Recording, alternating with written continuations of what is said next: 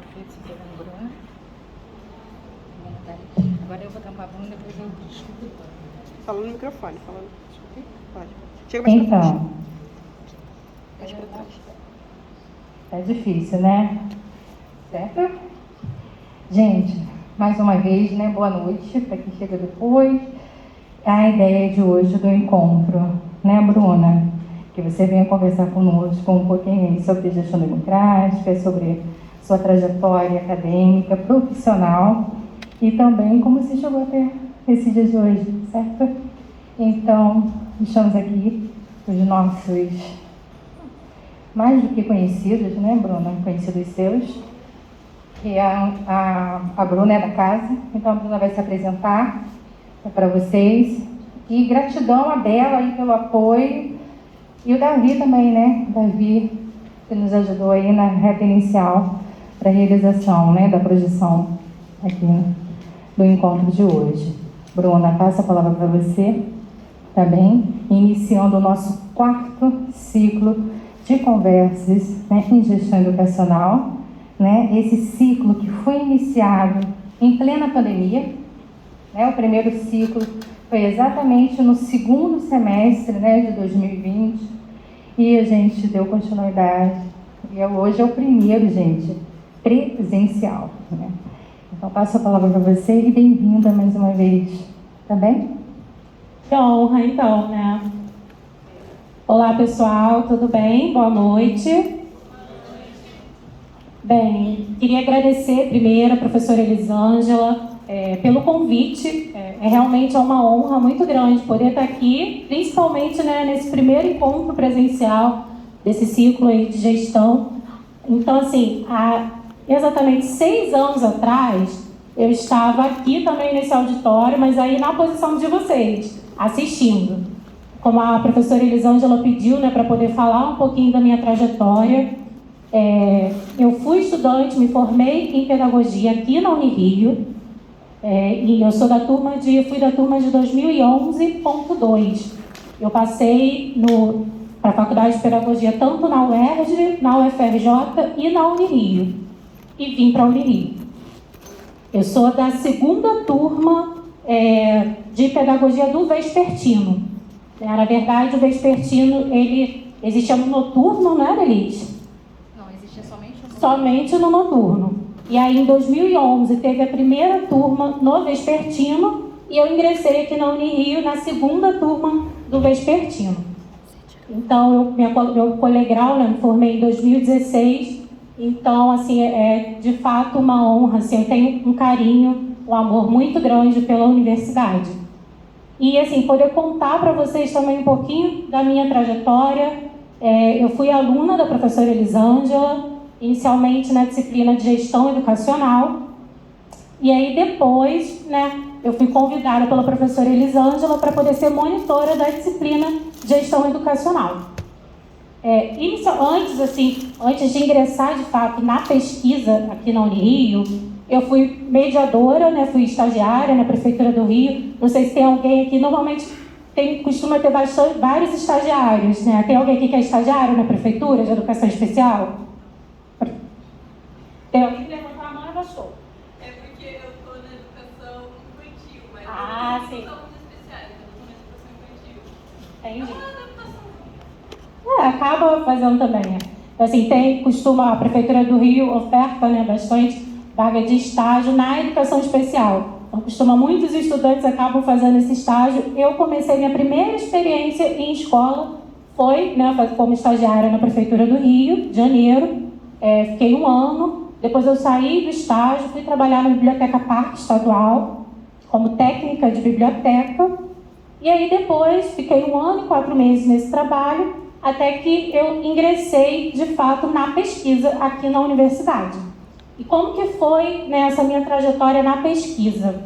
Inicialmente foi a partir desse convite da professora Elisângela para ser monitora da disciplina de gestão educacional, porque além de fazer esse trabalho de monitoria, né, a monitoria estava vinculada a um projeto de pesquisa.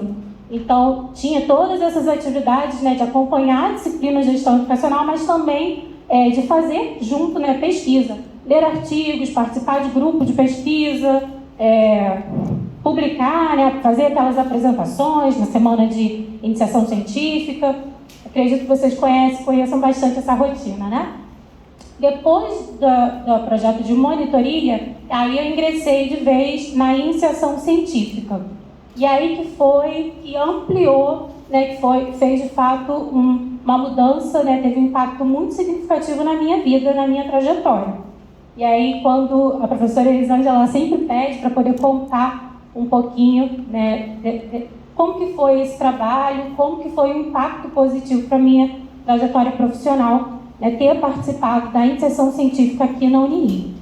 Então, eu participei inicialmente, eu fiquei 2 anos na iniciação científica, foram 2 projetos, que na verdade o segundo foi uma continuação, né, ali do primeiro ano.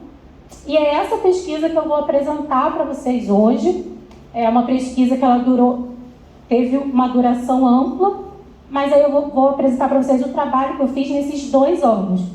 Durante esse período, apresentei os achados, tanto a parte teórica, fizemos publicação de artigos, foi apresentado em Buenos Aires, né, foi a primeira vez que eu saí, que eu fui fazer uma apresentação, saí da Unirio, aqui fora aquelas apresentações que a gente fazia na sala de aula, nas disciplinas, para os professores, para de fato sair para apresentar uma pesquisa, e foi de cara na Argentina, na Universidade de Buenos Aires, só falando português, toda atrapalhada, mas fizemos, e assim, é bem importante compartilhar para vocês, não só a pesquisa, mas esses desafios da pesquisa também, enquanto estudante da graduação. E aí, à medida que eu vou falando, compartilhando os achados da pesquisa, que é o foco, né, desse encontro de hoje, eu vou compartilhando um pouquinho também como que foi eu ali novinha, tendo que fazer essas entrevistas com os gestores, como que foi o desafio da pesquisa em si. Acho que pode passar, Isa, por favor. Eu vou acompanhar aqui do meu celular, porque eu não enxergo e quebrei meu óculos. Então, vamos lá. Bom, essa fala de hoje, na verdade, é que a gente vai conversar um pouquinho, vou compartilhar com vocês sobre a percepção dos gestores escolares sobre as políticas de educação em tempo integral. No caso, é o Programa Mais Educação. Esse é um programa que foi instituído pelo governo federal. Acabou que houve uma descontinuidade desse programa, mas na época que a gente desenvolveu a pesquisa, que foi nos anos de 2013, 14, 2015, era um programa que estava a todo vapor, né, em todo o país. Né? E não sei se alguém aqui conhece o programa, se teve já alguma experiência com o programa, se alguém já trabalhou como monitor, já ouviu falar algo a respeito desse programa, que foi um programa muito interessante e muito pesquisado também aqui na universidade. E nessa época... Parou? Então, a pesquisa maior, né, da professora Elisângela, na época, foi uma pesquisa que foi aprovada pelo edital Jovem Cientista do nosso estado, teve financiamento da FAPERJ, foi um trabalho coordenado pela professora Elisângela, e o meu trabalho estava inserido nessa pesquisa dela, né, que eu participei ali durante uns 3 anos.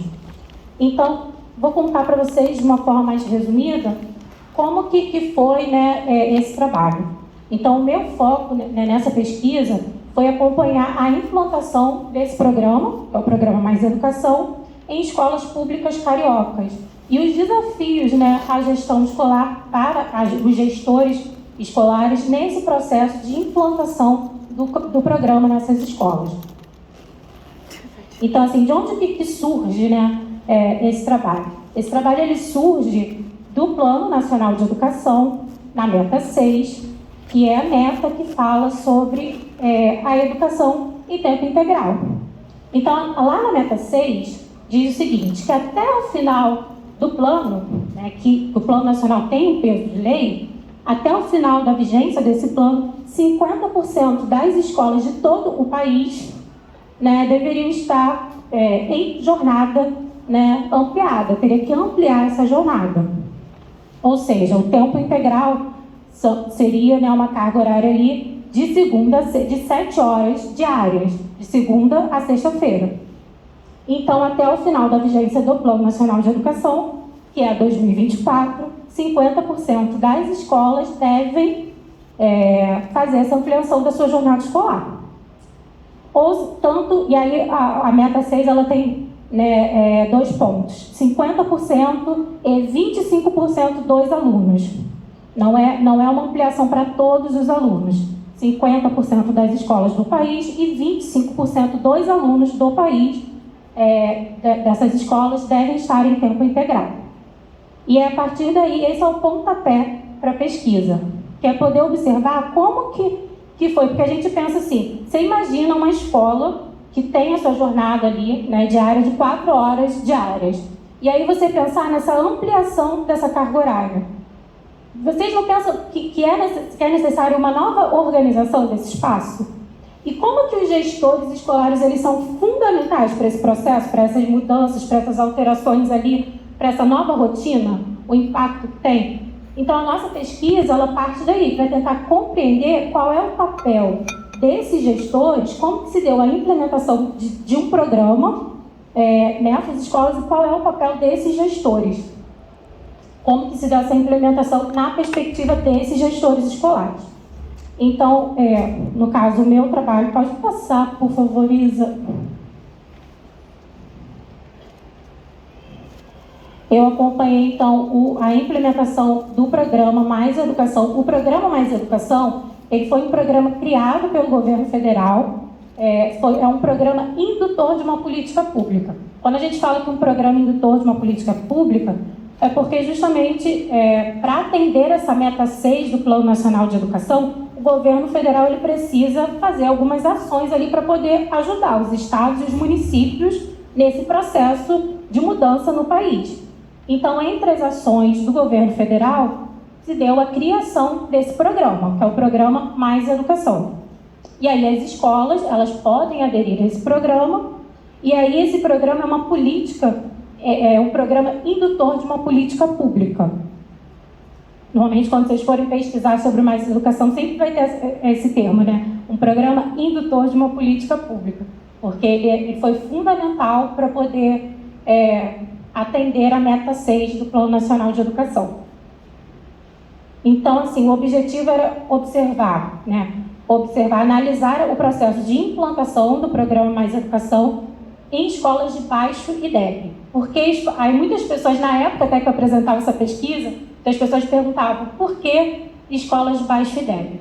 Como eu comentei, essa pesquisa ela estava inserida numa pesquisa maior, financiada pela FAPERJ, da professora Elisângela. Então, ao todo, nós investigamos 6 escolas aqui do município do Rio de Janeiro. Só que meu trabalho, no caso, eu fiquei no recorte, na distribuição que nós fizemos aqui das tarefas, eu investiguei as escolas de baixo IDEB.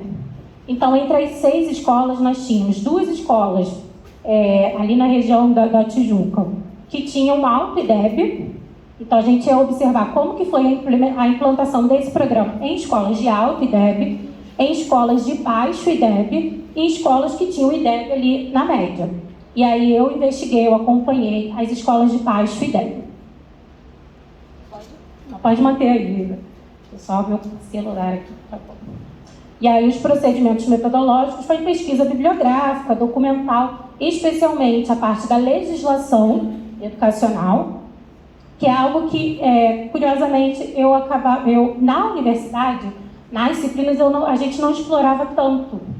E aí, a partir da pesquisa, eu pude ter mais contato com as leis, porque aí observar a lei do programa, que institui o programa, o manual orientador do programa. Também teve toda uma parte de pesquisa bibliográfica, observar os conceitos, a teoria. Mas aí também nesse trabalho a gente fez uma análise documental das legislações. E foi importante para o meu processo também de formação. E aí nessa pesquisa aí bibliográfica, nós estudamos conceitualmente a questão do tempo da educação integral e do tempo integral, a gestão escolar e a qualidade do ensino e o próprio programa Mais Educação. Também foi feita uma pesquisa de campo de caráter qualitativo, que foi uma entrevista com roteiro estruturado. Pode passar, por favor, Isa. E aí, na pesquisa de campo, é a parte interessante, Então, assim, eu não vou me aprofundar muito em questões conceituais, em teoria, eu vou compartilhar mais com vocês os achados dessa pesquisa de campo. Então, assim, a pesquisa de campo, ela tomou como foco entrevistas que foram realizadas com gestores de 2 escolas.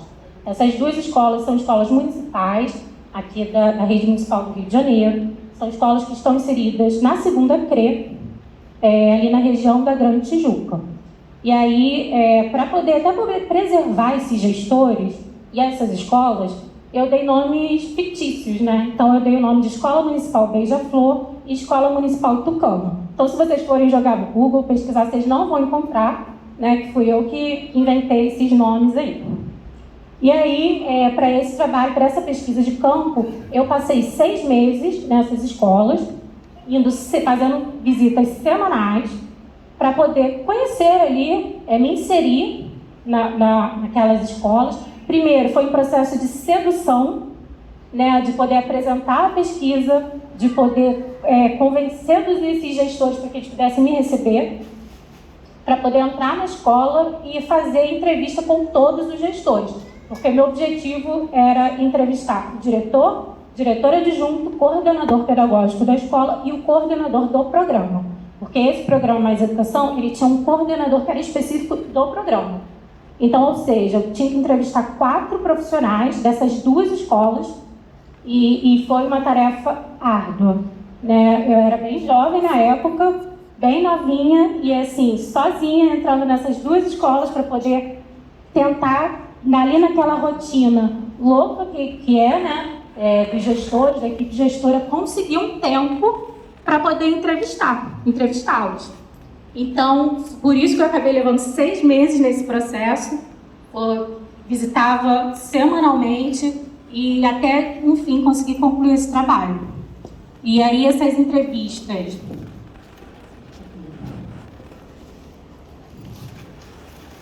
Ah, sim, estava esquecendo aqui. Vocês estão vendo porque eu não estou vendo, porque eu não enxergo. Eu estou vendo aqui do meu celular. Essa pesquisa de campo, ela foi feita com roteiro semi-estruturado. O que é um roteiro semi-estruturado? Eu construí, né, um instrumento, um roteiro, e eu não tinha perguntas fechadas. Eu não sei assim, o que é isso? Como foi isso? Não, eu tinha tópicos, e aí as entrevistas elas foram gravadas, todas, e aí eu tinha questões que eu tinha que tratar, e aí a gente ia conversando, porque o roteiro semi-estruturado, ele te possibilita uma conversa informal. E aí nós entendemos naquele momento da pesquisa que fazer tentar puxar para uma conversa informal, talvez nós conseguiríamos mais elementos para esse trabalho. Porque aí, informalmente, os gestores eles acabam falando mais. Eles vão se sentindo mais à vontade ali na conversa, e aí a gente tenta desenvolver, mas isso foi tudo pensado, né, antes. Então, assim, no momento de construir o roteiro, nós tínhamos a chance de fazer um roteiro fechado, um roteiro mais aberto, e aí nós decidimos, ali na abordagem metodológica, fazer esse roteiro semi-estruturado, que tem, né, todo um trabalho conceitual de Rony Quaresma, que explica o que é uma entrevista semi-estruturada, que ela é combinada com perguntas fechadas e abertas, onde o entrevistado ele acaba discorrendo de forma mais espontânea. Então era isso que a gente queria, saber os problemas, os desafios ali daquelas escolas e que os gestores pudessem falar e se sentir à vontade para isso. Bem, então foram 2 escolas. Essas 2 escolas elas receberam o programa Mais Educação no mesmo ano e eram escolas que tinham historicamente o IDEB baixo, não vinha conseguindo alcançar as metas do IDEB. Então, e eram escolas que ficavam próximas geograficamente, atendia alunos que vinham de comunidades ali próximas da região da Tijuca. Então, eram escolas bem parecidas também. Pode passar, por favor, Isa. E aí, a partir desse trabalho de campo, para poder analisar, né, qual era o nosso foco ali, então. Entrar nessas escolas, conversar com esses gestores sobre a implementação desse programa, mas nós definimos algumas categorias para análise. Então, qual era o nosso foco? compreender como foi a origem do programa nessas escolas, que significa a origem, né? Quando e como ocorreu a implantação do programa Mais Educação e quem propôs. Então, esse era o foco, uma das categorias. A segunda categoria foi relacionada ao professor comunitário, quais são os critérios de seleção desse profissional, a sua formação, sua carga horária, atividades desenvolvidas. O professor comunitário, na verdade, o documento, né, os manuais ali do programa, eles trazem esse termo, né, professor comunitário, mas quando a gente chega na prática, a gente percebe que esse nome não pegou, né, que nas escolas eles chamam de coordenador do PME. Mas no documento aqui dos artigos, dos trabalhos, a gente usa o termo professor comunitário.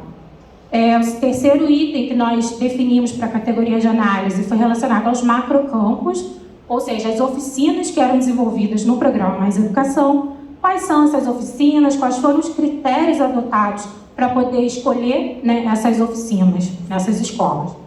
O quarto foi relacionado aos parceiros, né, se essas escolas instituíram parcerias, espaços, né, externos, outras instituições ali para poder ter justamente essa parceria com o programa, nessa perspectiva de ampliar a jornada escolar.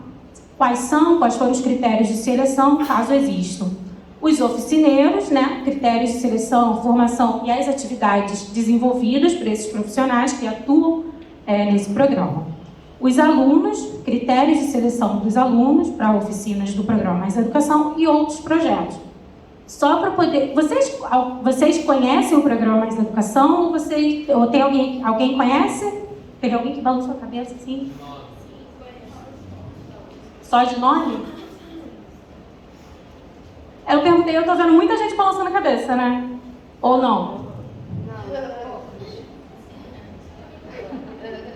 Tá. O programa Mais Educação, assim, eu vou fazer só uma resumida, só de uma forma mais geral, assim, antes de passar para as categorias de análise. O objetivo era justamente ampliar essa jornada escolar, né? O aluno que hoje ele está estudando 4 horas, a ideia ele teria que ficar 7 horas diárias todos os dias. Então, esse programa Mais Educação, ele foi um programa que contribuiu para essa reorganização do espaço escolar, nesse sentido de ampliar essa carga horária.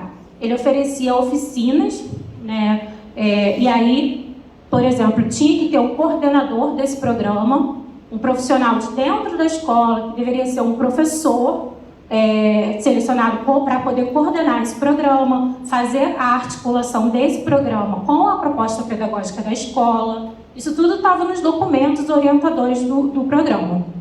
Ele não era para todos os alunos. Então, se você tem uma escola, sei lá, com 100 alunos, não são todos os alunos que iriam participar desse programa, seria uma parcela.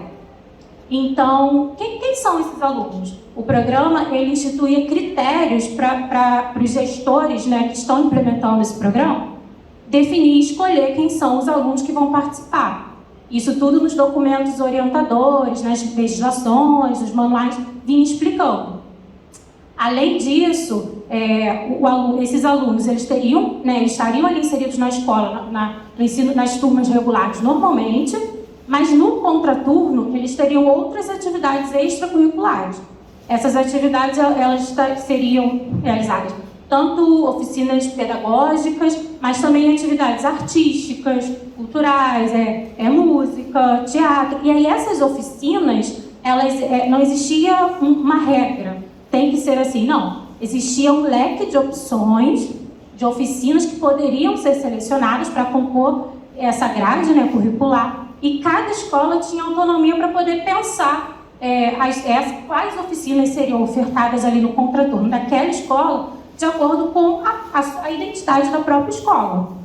Então, é exatamente isso que a gente queria observar. Como que foi a implementação desse programa, como foi a chegada do programa nessas escolas, como que foi a escolha dessas oficinas, dessas atividades, como que foi a escolha desse profissional que iria coordenar o programa, a escolha desses alunos, e esses eram os critérios.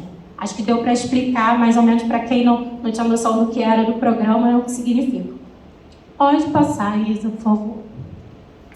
Bem, vamos lá. No que diz respeito à origem, né, que era justamente esse aspecto de como que ocorreu a chegada do programa Mais Educação. E é aí que nós começamos, no momento de analisar as falas dos gestores, a gente começa a observar os conflitos, porque em algumas categorias a gente observava que havia concordância nessas falas, mas em outras não. E aí eu vou compartilhando com vocês. No que diz respeito à origem, as falas elas concordavam, né? Porque as entrevistas elas foram feitas separadas. Então eu fazia entrevista primeiro com o diretor, no outro dia, numa outra semana eu fazia com outro diretor adjunto, não eram todos juntos. E aí, no momento de analisar todas essas falas, a gente vai observando esses conflitos. No que diz respeito à origem, eles concordam, né? Eles falam que essa chegada do programa nessas escolas, ela se deu de forma impositiva, né? A escola não teve autonomia para poder decidir se queria ou não aderir ao programa, diferente do que estava previsto nos manuais orientadores ali do programa. Falava que a adesão ela seria por parte da escola. Então, a unidade escolar e a comunidade ali ia perceber se queria ou não fazer adesão ao programa, e não foi isso que aconteceu. O que eles falam é que, de um dia para o outro, chegou uma ordem, né, de uma instância superior, falando, olha, vocês vão ter que implementar o programa. E, de um dia para o outro, vão ter que fazer os documentos, toda aquela questão burocrática, tudo muito rápido, decidir tudo muito rápido. E eles não tiveram a opção de conversar, de negociar, de pesquisar, estudar sobre o programa para ver se eles queriam ou não. E aí é interessante uma fala de um dos gestores, que ele fala assim, normalmente todos os programas que chegam do governo federal são assim, a gente não existe uma opção da escola, da comunidade escolar, sobre fazer ou não a adesão. Vem sempre uma ordem de uma instância superior. E aí, esse foi um dos poucos aspectos, poucas categorias que nós analisamos, que a gente percebe uma conformidade ali na fala de todos os gestores. Pode passar, por favor, Isa.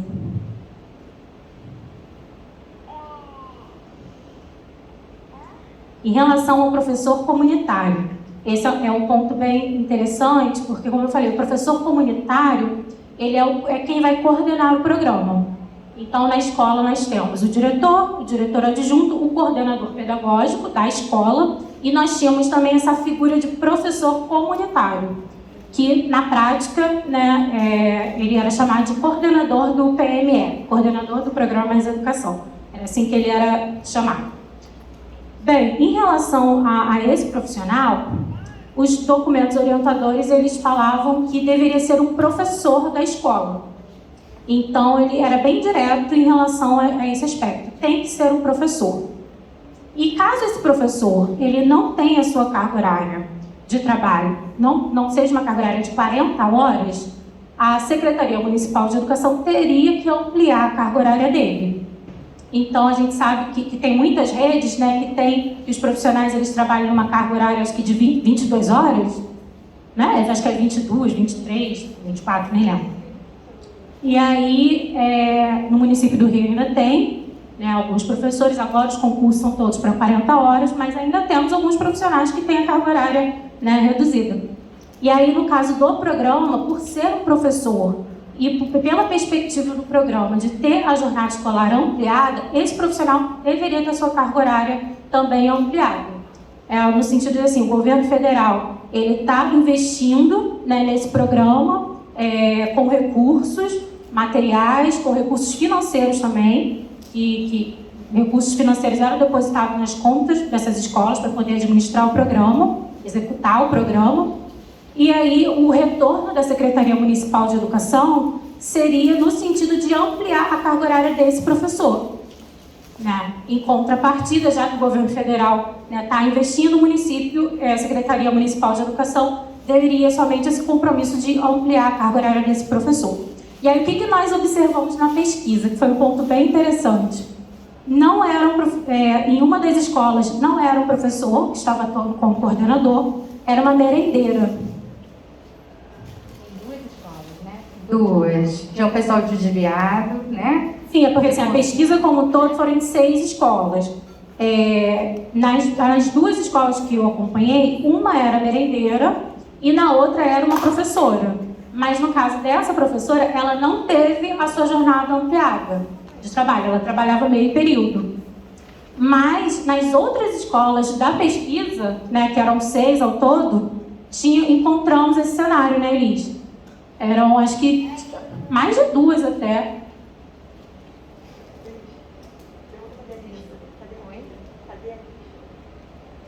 Gente, está funcionando. Na realidade, como a Bruna sinalizou, nos manuais, as orientações, ser um professor da escola. Mas em campo a gente percebeu que algumas escolas ou eram merendeiras, ou eram pessoas que estavam desviadas de função, ou alguém da secretaria. Então, não necessariamente um professor que estava atuando como coordenador do PME. Então, quando a gente imagina que o professor faria aquela articulação entre as oficinas do contraturno e o que estava sendo dado, né, no outro turno, na matriz curricular, é o que a gente percebeu na prática, que essa coordenação gerava mais em organização do espaço. Esse vai para casa, esse fica, esse vai para lá, entende? Então, pedagógico, querendo ou não, né, acabou se perdendo, né, nessa coordenação do PME. Mas é isso, né? Não necessariamente o que está escrito na lei é o que está acontecendo lá no chão da escola. Né? E aí vai entrar em outra temática aí, né, de que como a política efetivamente acontece na prática. Não adianta, né? A política foi pensada, foi escrita, né, implementada, até aí como é que isso acontece na escola? Que cada escola se organizou de uma forma. Então é interessante a gente pensar sobre isso.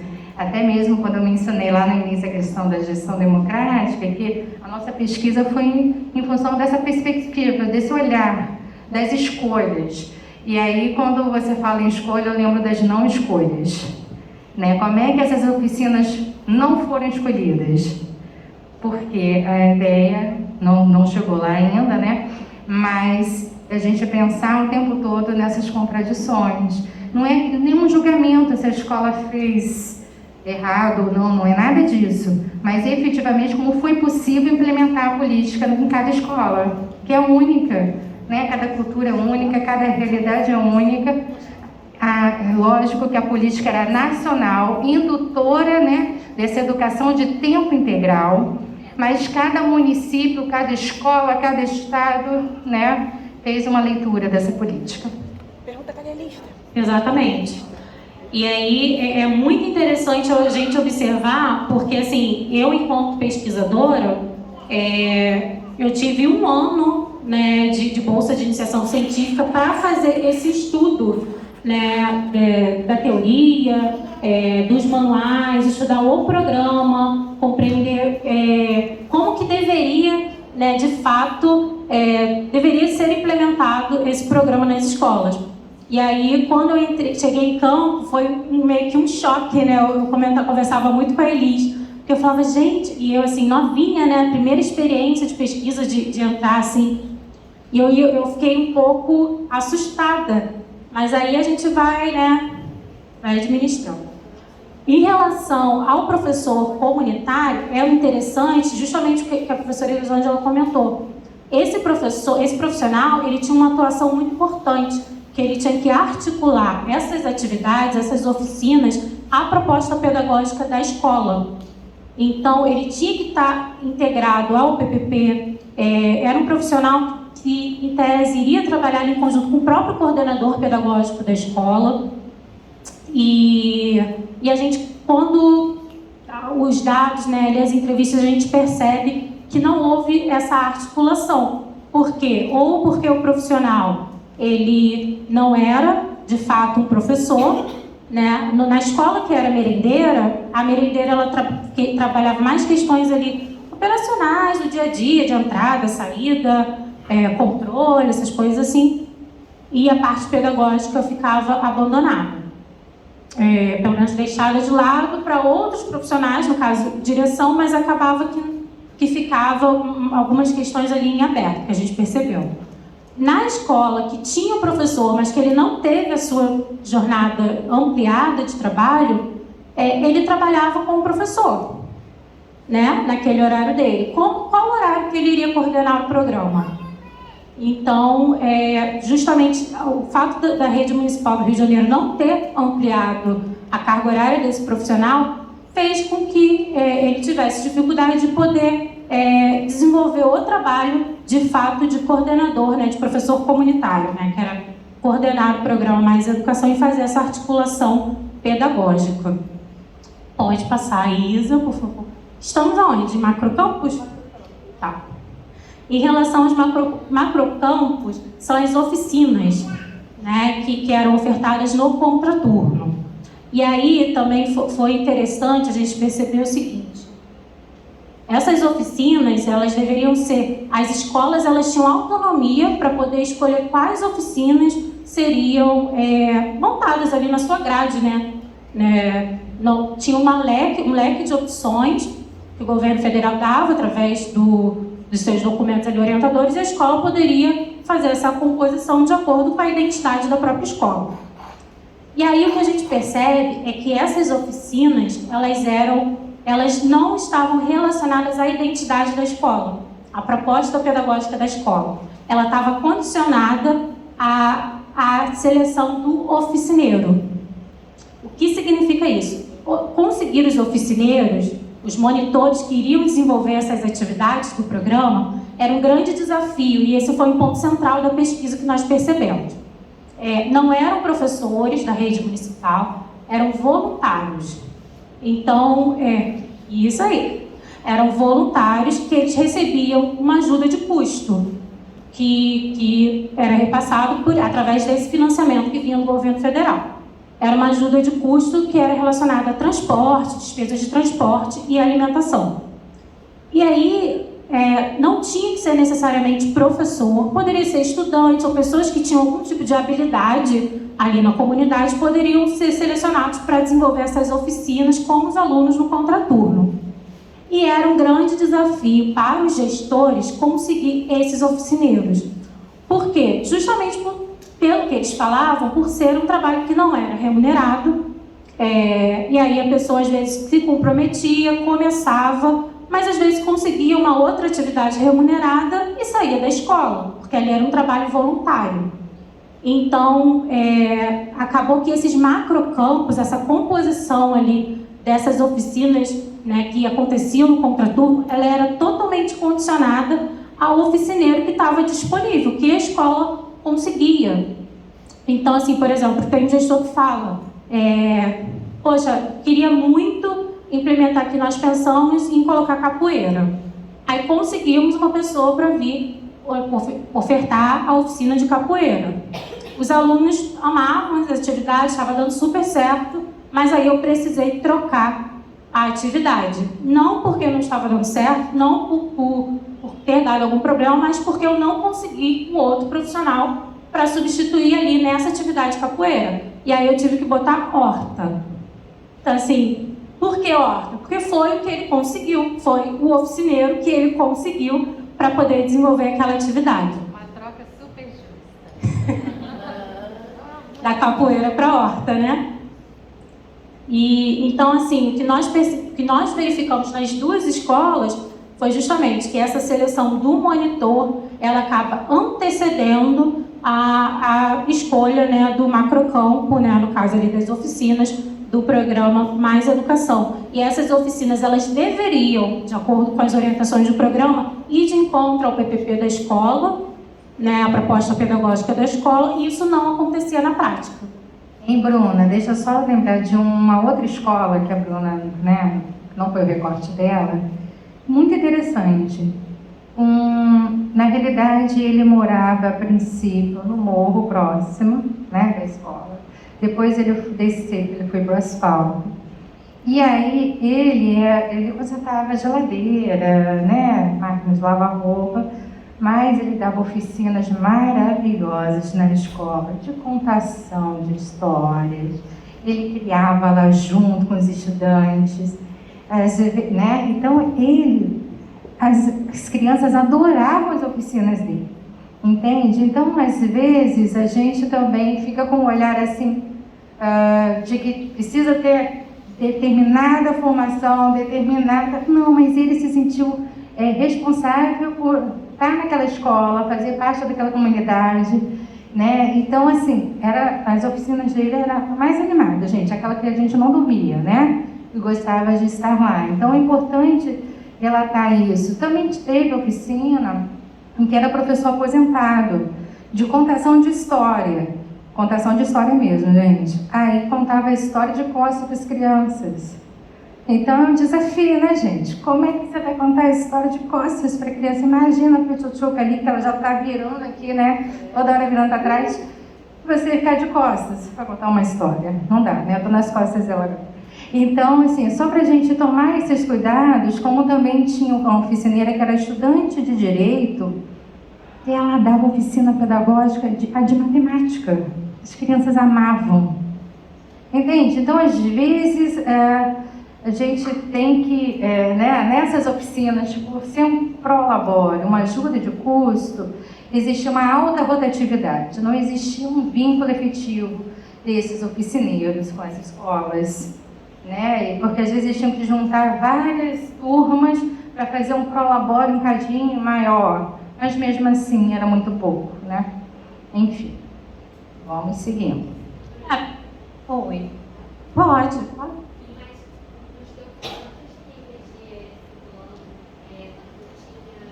Deixa eu falar com o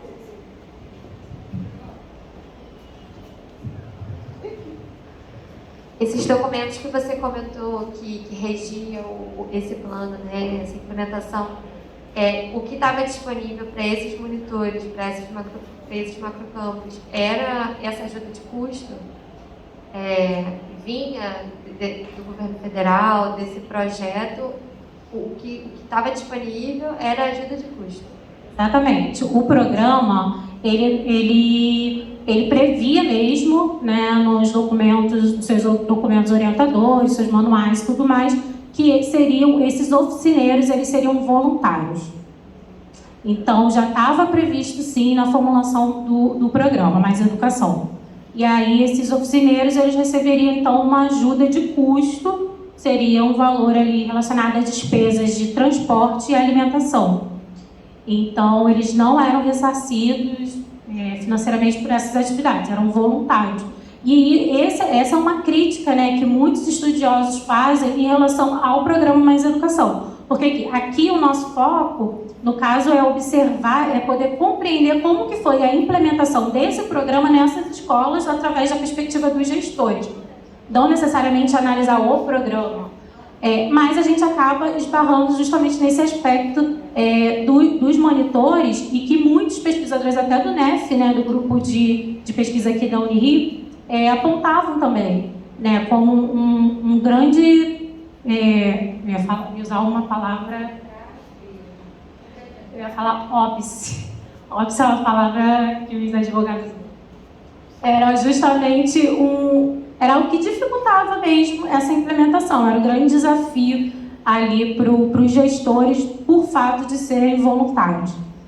Tem muitas pesquisas que apontam mesmo nesse sentido, fazem críticas ao programa mesmo, porque a gente percebeu que foi bem complicado, porque o objetivo inicial, pelos documentos, é que o macrocampo ele deveria ser selecionado primeiro. Né? Esse coordenador do programa, ele iria observar a identidade da escola, a proposta pedagógica da escola e aí pensar nos macrocampos. Depois de definir quais seriam os macrocampos, aí você vai atrás dos oficineiros. Né? Essa seria a lógica.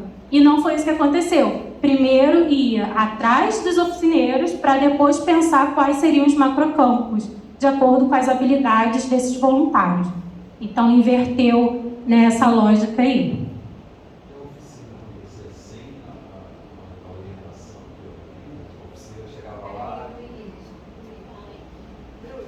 oficineiro chegava lá e ele tinha assistência desse coordenador, ele ficava solto com as crianças, assim, o oficineiro? Olha, em algumas ocasiões que eu cheguei na escola, às vezes não estava acontecendo oficina. Isso acontecia, né? Eu ficava no pátio junto com as crianças, esperando, que eu já sabia, né, quais eram as crianças das atividades do Mais Educação.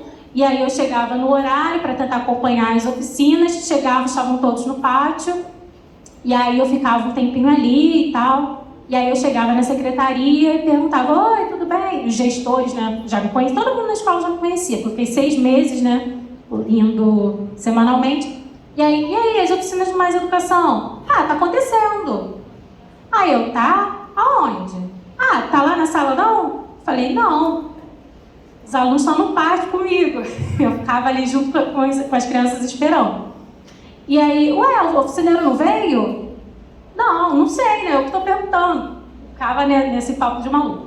E aí, quando eu, né, que ia fazer a pesquisa, eu perguntava ali para a secretaria, para os gestores sobre as atividades, que eles iam perceber que o oficineiro não tinha ido, que não estava acontecendo, que as crianças estavam no pátio. Então, quem era o coordenador do programa, claro, é um programa que está sendo implementado na escola, então a equipe gestora, todos ali, de certa forma, podem participar, contribuir, mas ela acaba tendo um peso maior no coordenador do programa, que é como é que é o nome?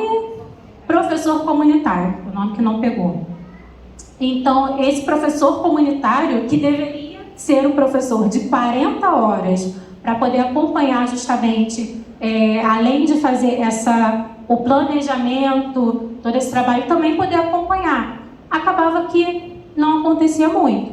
Eu cheguei a acompanhar algumas oficinas, foram poucas, porque também não era o foco, meu foco de pesquisa, meu foco era entrevistar os gestores, né? Mas eu também observei algumas oficinas, mas foram durante esses 6 meses que eu estive nessas 2 escolas, assim, foram pouquíssimas oficinas que aconteceram. Acontecia muito de não ter o monitor ou do monitor não ir naquele dia. E algumas vezes o gestor já sabia, mas na maioria das vezes os gestores não percebiam que não tinha ninguém. Às vezes eu que avisava para a escola, chegava na secretaria quando eu ia perguntar, e aí que eles percebiam que as atividades não estavam acontecendo. E aí, mais um ponto para a gente pensar. Ô, Bruna, também vou falar, né? Essas Foi nada do oficinas gestor, eram de acordo com a proposta que as crianças necessitavam ou eram aleatórias? Essas oficinas que você conseguiu ver, relatar, era de acordo com a proposta que as crianças precisavam? Porque a professora citou o caso de duas pessoas, né, que eles contavam história, mas não tinham nada a ver com uma profissão, né? Então, o que você relatou lá tinha a ver com as oficinas, com as crianças, votação? Então, as oficinas que aconteciam mesmo, elas estavam relacionadas às atividades que estavam previstas mesmo, que foram desenhadas ali na proposta da escola. Então, eu não lembro agora exatamente quais eram as oficinas das 2 escolas, mas as poucas que eu pude acompanhar era de fato que estava no planejamento. Mas eu lembro que tinha uma escola que tinha horta, grafite e as atividades pedagógicas também, mas eu não lembro se eram 7 oficinas. Agora eu não lembro exatamente quantas oficinas que tinham em cada escola. Variava o número de oficinas, né? Variava. Variava. E aí tinha uma carga horária ali, tinha um horário, né, um tempo que essas oficinas tinham que ser executadas.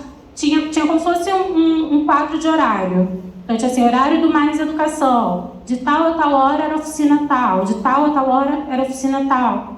E tinha a coordenadora do programa, existia um planejamento, porque para o governo federal, a escola ela tem que informar quais são os macrocampos que eles estão selecionando, porque o governo federal ele também encaminhava equipamentos de acordo com as oficinas, então materiais, jogos pedagógicos.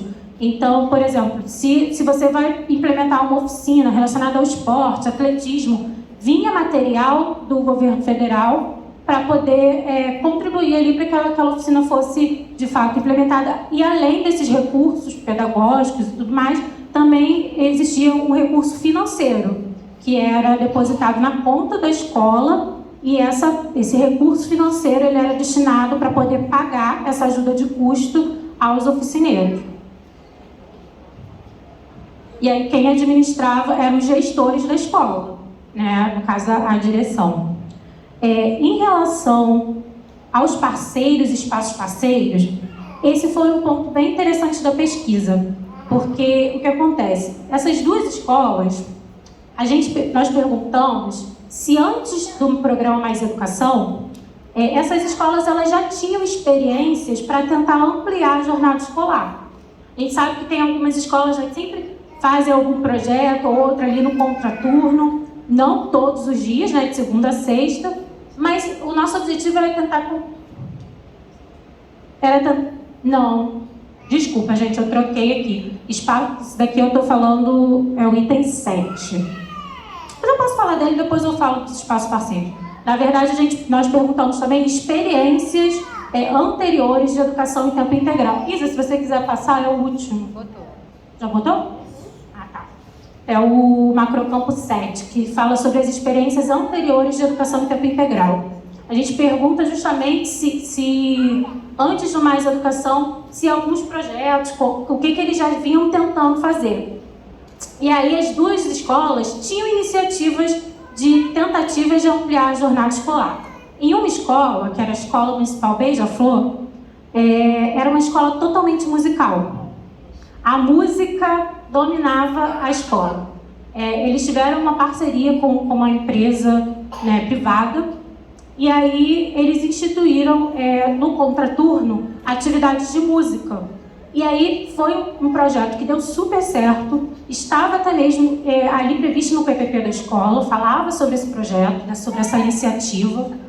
Essa empresa acabou comprando, doando muitos instrumentos, tinha os professores, atendia muitos alunos, não todos os dias, mas de alguns dias na semana.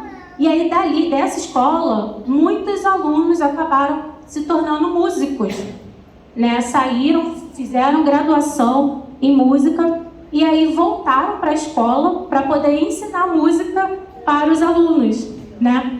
E aí eles trazem essa experiência, assim, eles têm muito carinho, a equipe gestora, dessa experiência, desse projeto. E assim, perto da escola tem um centro de referência de música também. E aí, por conta dessa iniciativa, os alunos eles faziam sempre visitas a esse espaço, e alunos dessa escola que se formaram em música começaram a trabalhar nesse centro de referência de música. Então, percebe como foi um projeto que estava ali a identidade da escola. Eu lembro que quando eu chegava na escola, por exemplo, estava acontecendo alguma festa, a escola tinha muitos instrumentos. E aí eu perguntava, se esses instrumentos são do Mais Educação? Ah, não, era do projeto tal, que não existe mais, o projeto acabou, né, porque não teve continuidade dessa empresa, mas os instrumentos ficaram. Os alunos, de vez em quando, voltavam para a escola para poder tocavam, se apresentavam. Era uma parceria bem interessante. E aí, olha que curioso, quando o governo federal institui, né, com todo esse aparato do programa Mais Educação, a escola não escolheu nenhuma oficina, não escolheu nenhuma atividade relacionada à música.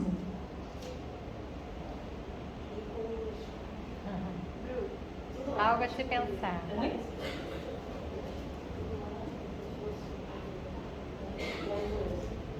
Então, assim, nenhuma atividade foi pensada, né, foi definida ali, e que tinha totalmente articulação com a identidade da escola, com o PPP. O PPP da escola falava sobre a música, falava sobre a experiência desse projeto, sobre os alunos, sobre esse diálogo com esse centro de referência, que ficava na rua, né? Eu lembro que uma vez eu visitei a escola, o diretor da escola com os estudantes, ele estava finalizando um projeto lá de leitura.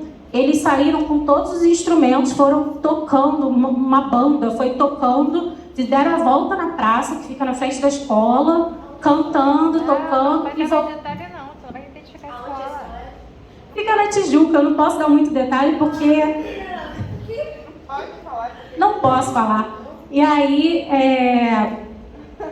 porque justamente como a gente acaba, tem, né, o termo ali que a gente faz com os entrevistados, com os gestores, eles falaram muitas coisas e acaba, é até perigoso para eles, né, também se expor, até com a secretaria, né, com a CRE e tudo mais. Então a gente tenta preservar a identidade desses gestores.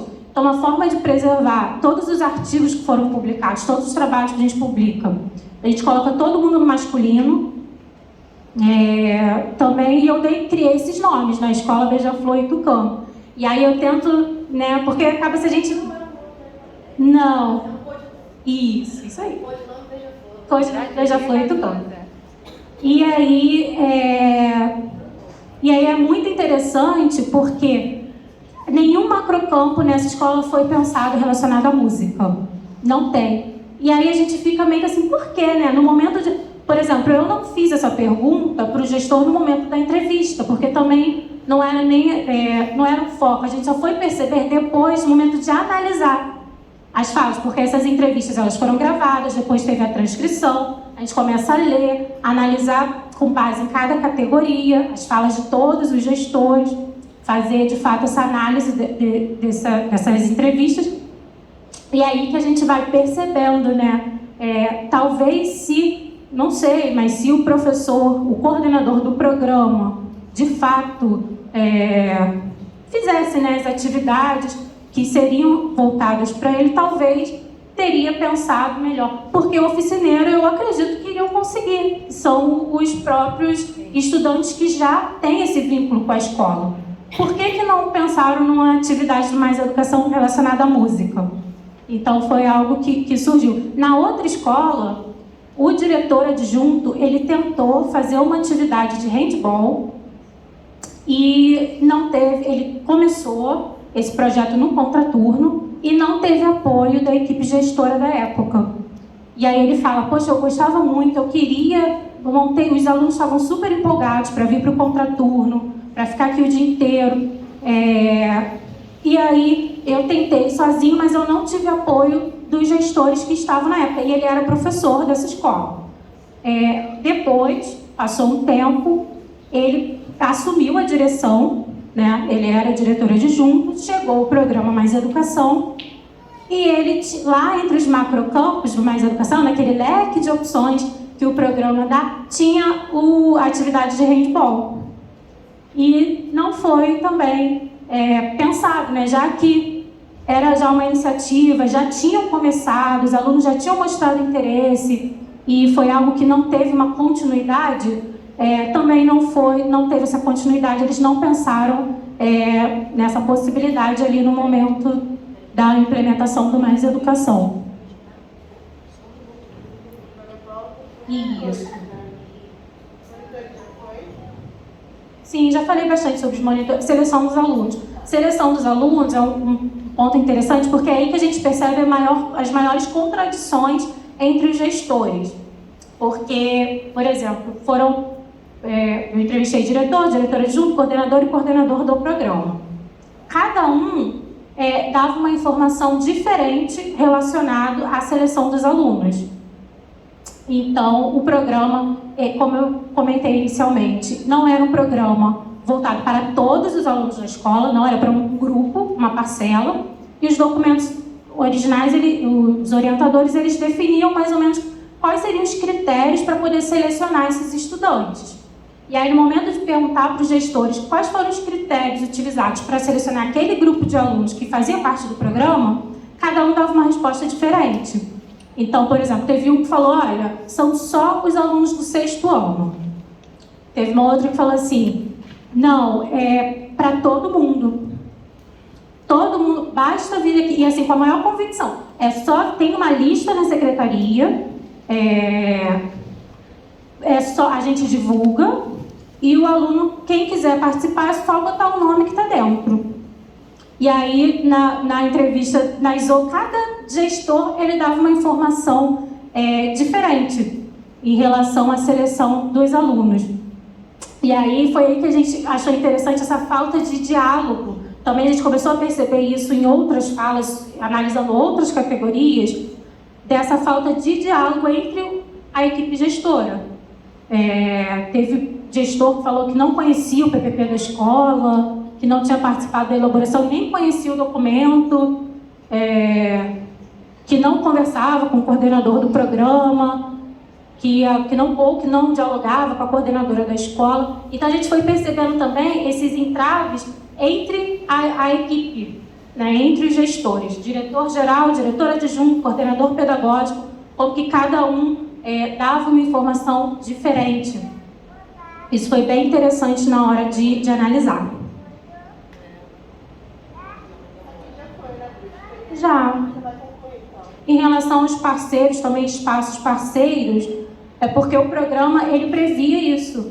Você poderia fazer parcerias com espaços, outros espaços que estejam ali ao redor da escola. Por exemplo, essa escola que eu mencionei, ela tem um centro de referência de música que fica na mesma rua.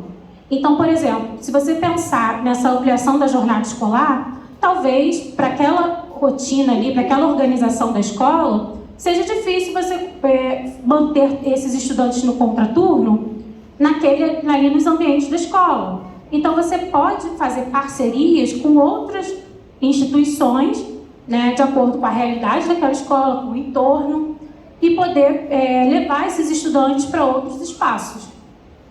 E nenhuma escola instituiu esse tipo de parceria. E quando eu fazia essa pergunta, eles associavam a passeios. Falavam assim, não conheciam essa possibilidade que estava previsto ali, né, nos documentos orientadores do programa Mais Educação. Então, quando eu fazia a pergunta de parceiros, na concepção da equipe gestora, seria passeios, né? Isso foi interessante também de analisar.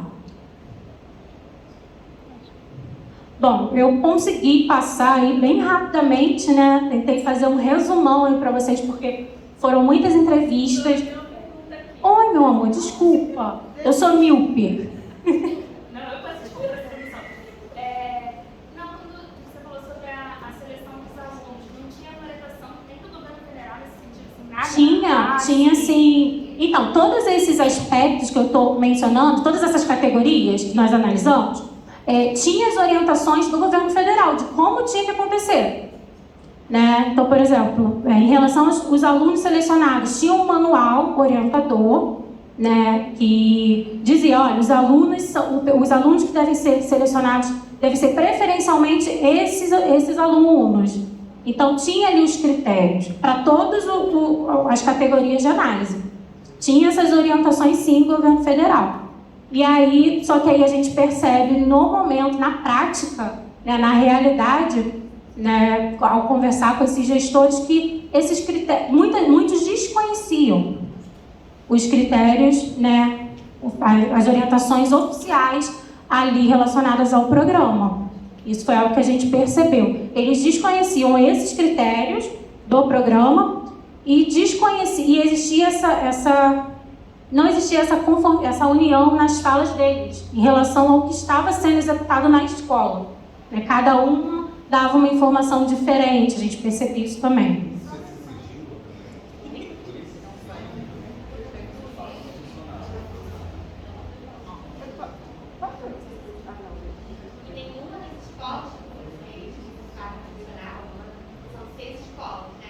São 6 escolas ao todo. Então, a minha pesquisa, no caso, foi em escolas de baixo IDEB, foram essas 2 escolas, e o que eu percebi em relação à pesquisa, entrevistando esses gestores, era que o programa, né, primeiro, e aí a gente chega às conclusões, né, na verdade, desse trabalho.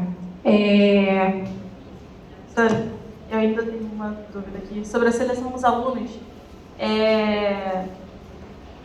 A senhora disse que houve um conflito de respostas sobre quais eram os critérios de seleção, mas, pelo que a gente sabe, pelo que todos nós conhecemos pelo senso comum da escola pública, a gente tende a ver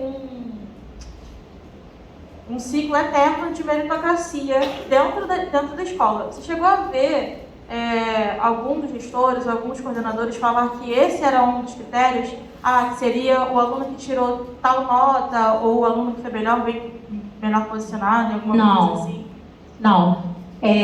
Na verdade, as falas deles, cada um dá uma informação diferente em relação aos critérios. Né? Não conversa ali, não casa.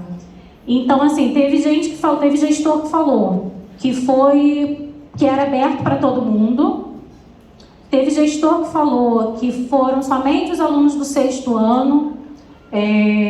Teve uma pessoa assim que falou algo relacionado aos alunos mais interessados, que eles sabiam que iriam participar. Teve algo nesse sentido, sim. Mas assim, aí a gente também acaba, como não conversa muito a fala deles, a gente não sabe qual foi o critério que foi de fato adotado. Porque se eu converso com 4 profissionais que ocupam ali a gestão dessa escola, cada um dá uma informação diferente sobre os critérios adotados, e diferente até mesmo do que está previsto no manual, qual foi de fato o critério adotado? Né? A gente não sabe. Pode ter sido uma seleção meritocrática com base na maior nota e ninguém vai saber nunca. Sim, e quem foi que instituiu quais seriam os alunos? Quem foi que definiu? Por exemplo, nós não sabemos. Né? Teve uma escola que teve a diretora que falou, na escola Tucano, eu lembro que ela falou, fui eu que decidi, não foi a coordenadora do programa, fui eu, porque a coordenadora do programa era merendeira. Então ela, a diretora, que selecionou os alunos, e aí nessa escola, na Tucano, eu lembro que a diretora geral, falou que foi ela que selecionou os alunos, e que seriam os alunos que ela sabia que iriam participar. Porque ela falou que ali muitos alunos acabam não tendo interesse, tem pais que não apoiam que o aluno fique o dia inteiro na escola, e tem outros que até querem, gostam, preferem. Então, por ela conhecer esses estudantes, ela acabou selecionando aqueles que ela já sabia que, se ela botasse na turma, iria participar. E aí, na escola Tucano, foi feito assim. Na escola Beija-Flor, nós não sabemos qual foi o critério, porque dos 4 gestores, cada um dá uma informação diferente. Então, acaba que a gente não consegue observar isso. E aí, vou só chegar assim nas conclusões, aí depois eu abro para as perguntas. Estou vendo um monte de gente com a mãozinha levantada. Achou? Então, em relação assim, ao Mais Educação, a gente percebe como que a atuação desses gestores escolares são fundamentais, né, para a implementação de uma política pública.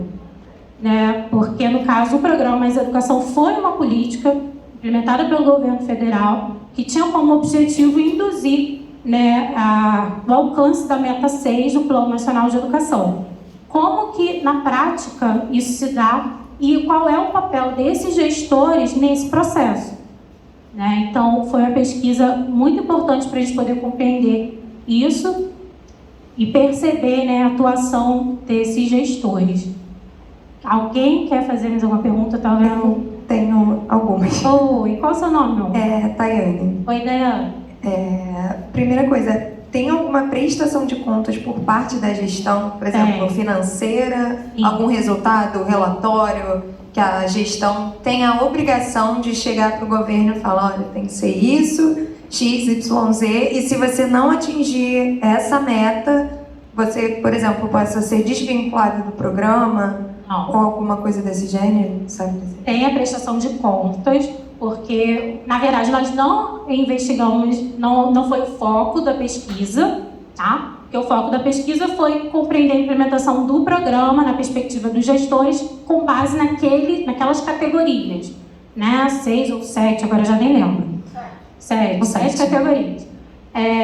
Então, assim, a questão da prestação de contas não foi objeto dessa pesquisa, não estava incluído. Mas eu sei sim que essas escolas, como elas recebem recursos financeiros do FNDE, né, do governo federal, repassa diretamente para a conta da escola e é administrado pelo gestor, Então, o gestor ele tem sim que anualmente fazer essa prestação de contas. Mas essa prestação de contas, ela é relacionada não se alcançou os objetivos do programa.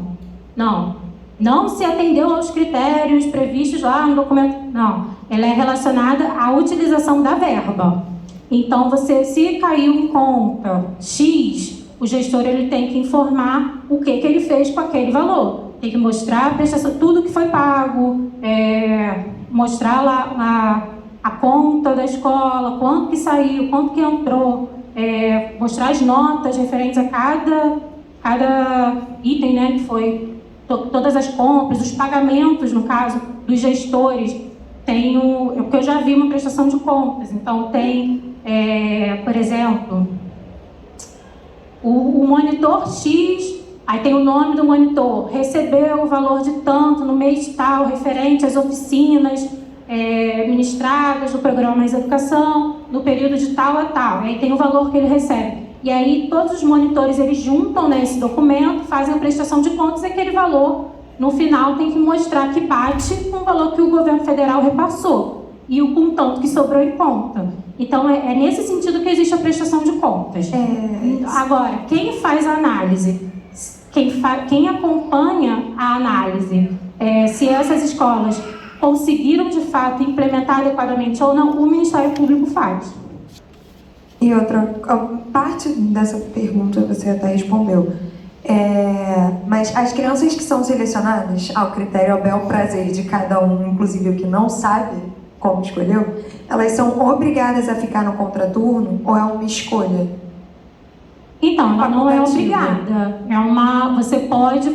Normalmente o que os gestores faziam, que eles relatavam, né, contavam na pesquisa, eles chamavam os pais dos alunos, apresentavam o programa, falavam qual era a proposta do programa, de ampliação de jornada escolar, quais eram as atividades que esses alunos eles teriam, né, no contraturno. E aí as famílias, a grande maioria, acabava até gostando, né, dessa ideia do filho ficar, né, um tempo ali na jornada ampliada na escola, e essas crianças acabavam ficando. Assim, o que eu percebi em relação aos alunos é que eles gostavam. Mesmo não funcionando, a gente percebia que não estava funcionando da forma como estava previsto no documento. Agora, o aluno, ele não sabe como está previsto no documento. Para ele é um barato ter aula de horta, né? Independente se ele sabe da treta toda que está rolando ali para conseguir um oficineiro ou não, né? Mas, assim, os alunos, eles amavam as atividades. A gente percebia isso. Quando tinha, que eu pude acompanhar e participar, eu percebia o quanto os alunos gostavam. E sempre que eu chegava aqui não estava acontecendo, que eles ficavam no pátio, eles já me conheciam, né? Eu falei assim, oi tia, você é do Mais Educação, parece até que eu era oficineira também. Aí eu falei assim, poxa, hoje não tem, estamos aqui esperando. Então a gente percebia que os estudantes gostavam sim e ficavam na escola. Ali, mas não era obrigado, não era obrigatório, também não. Né? Eles recebiam um convite para poder participar e aí a família analisava e dava aprovação. Podemos encerrar? Oi? Não. Houve uma descontinuidade do programa em 2016, onde foi criado o programa Novo Mais Educação. E também já, né, teve a descontinuidade até do Novo também. Na realidade, houve uma descontinuidade até anterior, né, a partir do momento que não houve mais repasse de recurso para as escolas. Então, essa descontinuidade veio antes mesmo, né, de 2016, e que continuou com o Novo Mais Educação. O programa não, ele é um programa indutor, né? E ele, se você olhar na legislação, existe lá a portaria e o decreto, né? Um de 2007 e o outro de 2010, não é isso, se não me falha a memória? Portaria 2007 e o decreto 2010 de implementação. É uma política indutora de tempo integral com término. Ela acabaria mesmo, não é para sempre. Era mesmo para os municípios se organizarem. Alguns municípios já tinham suas próprias políticas. Então, alguns, para receberem o recurso, né, do Mais Educação, se adequaram, né, aos critérios, né, né, para um novo programa e deixaram até de ter os seus próprios programas, mas a ideia era que depois cada município caminhasse com suas próprias pernas, certo? E aí vai chegar um ponto que vocês vão ver na continuidade do ciclo, nosso programa Turno Único no município do Rio de Janeiro, né? Então, isso eu quero justificar, né? Se vocês olharem lá no cartaz, estarem hoje Bruna e Rosângela, eu acho importante. Você não falou da sua atuação no MP. Que perdi. Não é? Porque ela, em virtude de toda a trajetória, né, Bruna, acadêmica, né, de pesquisa, eu acho que isso é importante ser valorizado, né? Ela foi para uma entrevista no Ministério Público. Há quantos anos está lá? 5 anos já. Pouco tempo, né? Então, assim, só para a gente pensar o que as trajetórias, né, que as nossas formações, as nossas trocas são possíveis e onde é possível a atuação de um pedagogo fora do espaço escolar, né? Então, eu acho isso bem importante. E quero justificar a ausência de Rosângela hoje, que ela está grávida e ela acabou sendo internada semana passada, ela recebeu alta ontem. Então, nem pensar, né, gente? E como ela foi minha orientanda de mestrado, a Rosângela, é o meu neto. Eu falo que é meu neto, não importa. É meu neto, né? Porque todos os meus filhos, eu digo assim, a Bruna não falou, mas ela está no mestrado, né? Eu não falei muita coisa. Esqueci de falar, gente. Ela falou da trajetória dela aqui na graduação, mas não falou que retornou em plena pandemia, não é verdade? Para o mestrado. Conosco aqui, mestrado em educação. Só me corrigir, né? Então, acrescentar, né? Essa pesquisa, ela foi muito importante ter essa trajetória na Unirio, na pesquisa, tanto inicialmente na monitoria, depois na iniciação científica, foi fundamental para a minha formação e também para a minha trajetória profissional. Porque assim que eu me formei em 2016, eu comecei a trabalhar como coordenadora pedagógica de uma escola privada. E, assim, eu não tinha nenhuma experiência como professora. A experiência que eu tinha na educação tinha sido no estágio da prefeitura, né, do Rio de Janeiro, como eu falei inicialmente, mas por ter participado de uma pesquisa sobre gestores escolares, por ter tido essa trajetória na Unirio de pesquisa voltada para a gestão escolar, eu acabei recebendo essa oportunidade para trabalhar como coordenadora pedagógica numa escola privada. Depois, pouco tempo depois, eu acabei virando diretora adjunta e aí consegui, né, teve uma seleção, fiquei sabendo que o Ministério Público aqui do Estado do Rio de Janeiro estava com seleção para pedagogo, mandei meu currículo e falei assim, bom, acho que não, né? Acho difícil. Mas aí eu fui chamada para uma entrevista com uma promotora de justiça e aí no momento da entrevista, a promotora de justiça falou assim, olhou e falou assim, olha, nada disso aqui me interessa, só quero que você, assim, muito rápido, nada disso aqui me interessa, só quero que você fale sobre isso daqui. Pesquisa de iniciação científica na Unirio, fale tudo sobre isso, só isso que me interessa. Foi assim. E aí ela queria saber o que eu fazia na pesquisa, qual era o foco da pesquisa. E aí eu falei, bom, eu visito as escolas, eu converso com o gestor, eu conversei, né, com esses gestores para poder ver como que foi a implementação dessa. Tudo isso que eu falei para vocês aqui, eu meio que fiz um resumão lá para a promotora de justiça. E ela falou assim, e depois eu analiso esses dados, fiz vários artigos, publiquei esse trabalho, apresentei em vários eventos. Ela falou assim, bom, é o trabalho que a gente faz aqui. Eu trabalho no CAV Educação, que é o Centro de Apoio Operacional às Promotorias de Justiça de Tutela Coletiva de Proteção à Educação, que faz análise, que acompanha e avalia, né, monitora a implementação de políticas públicas educacionais em todo o Estado do Rio de Janeiro. Então, eu fiscalizo escolas em todo o Estado do Rio de Janeiro. Então, uma semana eu vou para Cambuci, vou para Arraial do Cabo, vou para Varriçai, Porto Real, para poder fiscalizar as escolas, né, para avaliar, por exemplo, políticas de educação especial, implementação na rede, ou em escolas, ou na rede. Às vezes eu fiscalizo secretários de educação, bato nos conselhos, né, Conselho Municipal de Educação, Conselho do Fundeb, Conselho de Alimentação Escolar. Então, a gente faz essa fiscalização da política pública educacional em todo o território fluminense. Então, assim, é um trabalho bem interessante. né? Por exemplo, ontem eu comecei fazendo uma análise sobre educação no sistema prisional, aí parei para conversar com a estagiária sobre um processo de educação especial, de tarde recebi uma demanda sobre creches clandestinas e à noite voltei para a prisão, né? Para educação no sistema prisional. Então, assim, é muito interessante esse trabalho no Ministério Público. Eu brinco com a Elis, né? Eu falei recentemente que hoje trabalhar no Ministério Público acaba sendo mais fácil do que o desafio que foi para fazer essa pesquisa. Porque você entrar numa escola pública para ter que seduzir, né, todos os gestores, apresentar o trabalho e eles te receberem, te aceitar. Você, né, praticamente saindo da adolescência, era muito novinha, gente, uma carinha de bebê.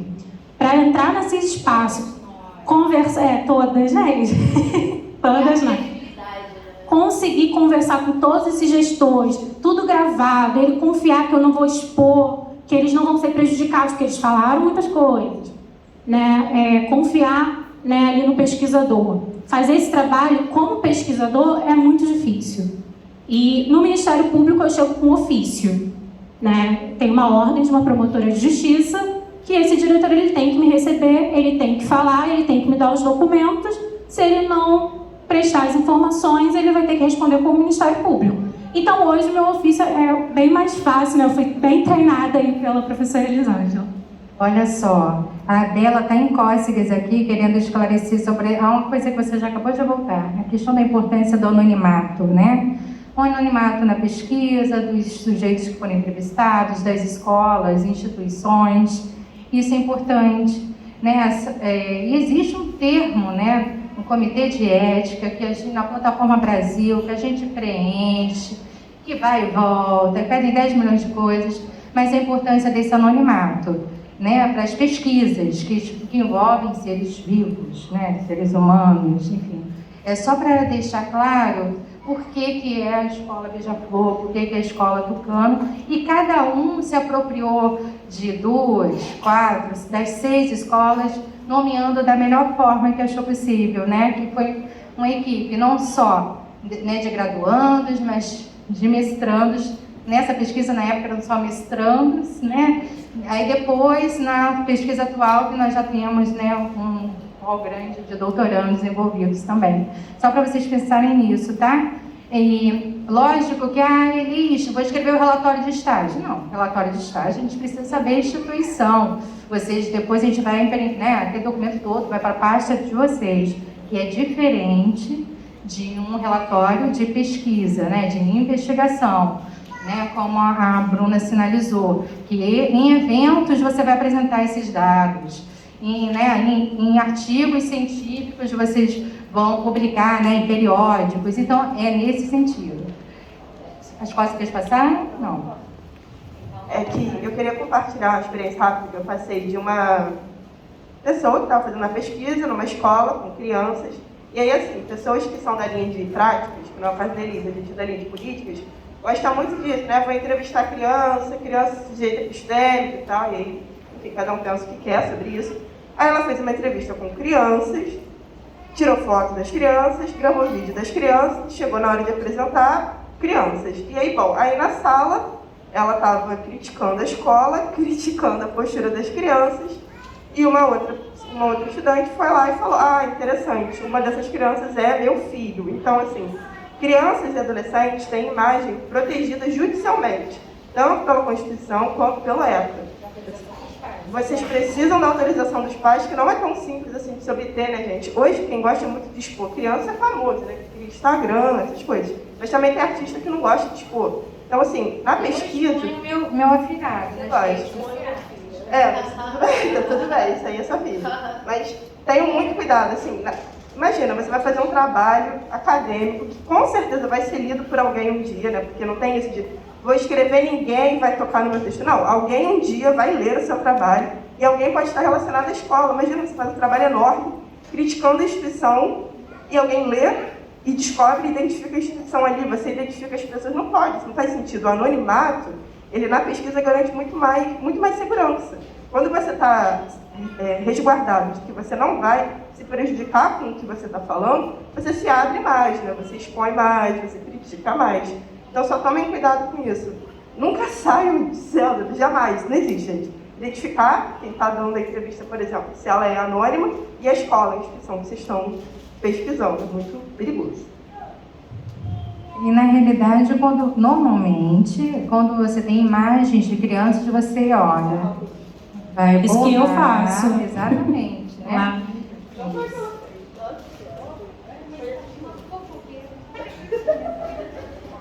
Brincadeiras à parte, não, só para a gente tomar esses cuidados mesmo de pesquisa. É borrar a imagem, é ter autorização dos pais para fazer entrevista com as crianças, que normalmente eles fazem juntos, né? O pai fica junto ali, né, para ver, enfim, né, como é que está ocorrendo essa entrevista.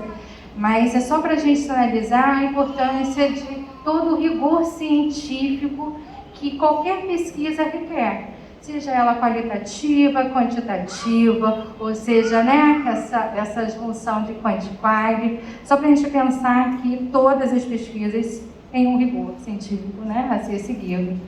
E como a Bruna falou, né, agora ela, nesse lugar aí de MP, ela entra nas escolas, né, de uma forma, né, mais fácil, eu diria assim, menos, né, mas de qualquer forma, esse movimento da gente de conquista, de paquera, que eu digo, né, com as escolas, é importante, né? Lógico, às vezes é um namoro rápido, às vezes dura um pouco mais, um pouco menos, às vezes é um divórcio, né, antecipado, mas de qualquer forma é uma relação que é construída ali de confiança, né, onde nós estamos naquela escola, onde nós vamos escrever um relatório sobre as nossas percepções a partir do que nós vimos, do que nós analisamos das entrevistas, que são as percepções né, dos entrevistados. Então, são percepções, não existem verdades cristalizadas, né? São percepções. E pensar que cada realidade é única, cada escola é única, e pensar também como cada escola foi generosa em abrir as portas, porque ela poderia ter dito não. Ela tem autonomia, né, para dizer não para a nossa entrada. Então é importante também esse movimento de um olhar mais generoso, mais construtivo, inclusive nos relatórios de vocês, está chamando atenção, né, para quem é relatório de estágio, porque às vezes a gente não percebe, aí é uma experiência antiga, da época que eu estava fazendo doutorado. Eu sempre conto, quem já me ouviu falar disso, éramos 2 pesquisadoras em sala de aula, uma em cada ponta. Então, do meu ângulo, eu vi a professora brigando, secretária, é muito séria com isso, né, com os alunos, secretária. No meu ângulo, eu vi quando ela abriu a porta do armário, ela morrendo de rir. Ou seja, a percepção do lugar que eu estava na sala foi uma, da outra pesquisadora foi outra, numa mesma situação, do mesmo fato. Entende? Que a gente sempre está olhando por um ângulo, a gente nunca tem essa plenitude, né, do que está acontecendo realmente.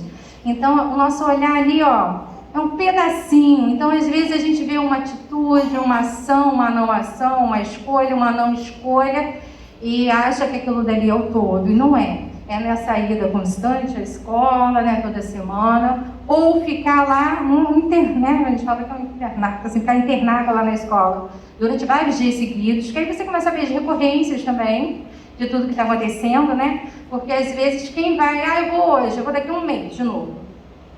Será que a gente está conseguindo perceber realmente a escola? Então é só nesse sentido. E assim, eu quero agradecer muito a Bruna. Eu sou muito orgulhosa, vou tirar a dúvida. Eu tenho muito orgulho de botar o feliz em seus pintinhos, né? Eu tenho muito, muito, muito orgulho. Porque ela passou por tudo, gente. Ela foi...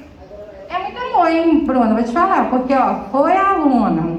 E quem conhece sabe, né? Vocês estão pensando agora alguns, outros não, né? Mas assim, foi a aluna, foi a monitora, foi bolsista IC. E aí foi trabalhar, foi conhecer o mundo, né? Foi pro mundo. Depois ela volta, né? Com minha mestranda, assim, muito orgulho.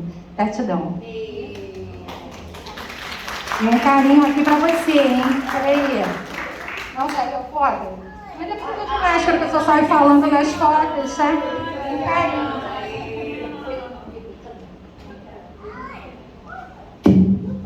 Gente, eu já estava toda feliz só por por estar aqui, né? Porque assim, pra gente... Ai, meu Deus, foto! Peraí, deixa eu tirar uma foto. Agradecer a minha professora, tá? Eu já estava assim muito feliz, porque eu fui muito feliz aqui na Unirio. E eu costumo falar isso sempre assim, eu escolhi a Unirio.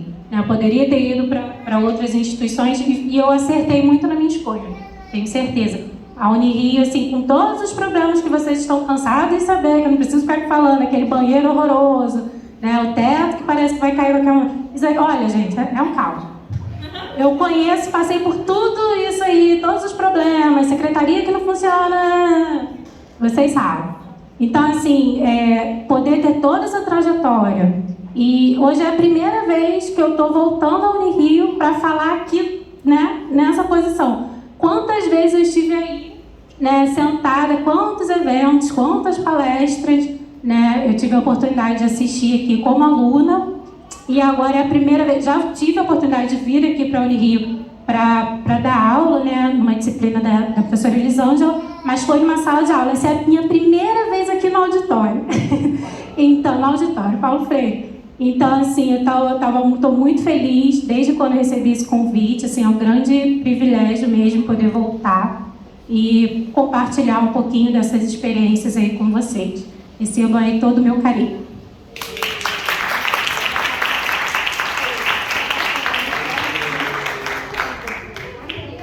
Você não tem chegado, eu tô chegando de longe. Ai, gente, eu sumiu. Desculpa.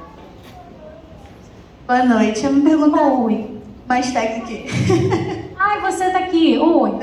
Tudo bem? Tudo bem. Para você conseguir adentrar essas escolas, você teve que ter uma pré-autorização da CRE? Sim.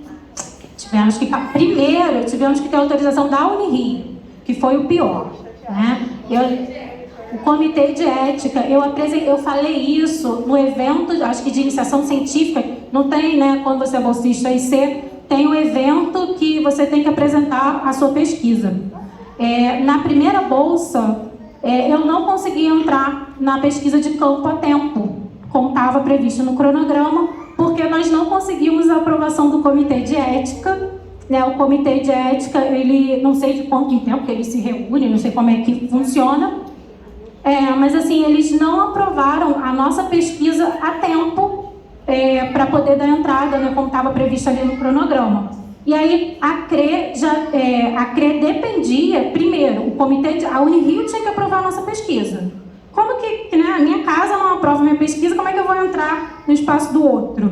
Então a gente teve essa dificuldade primeiro com o comitê de ética da Unirio, depois, porque acho que eles demoram para poder se reunir, levou tempo para analisar a pesquisa. E aí eu só fui conseguir entrar em campo no segundo ano de pesquisa, já foi na segunda bolsa, IC.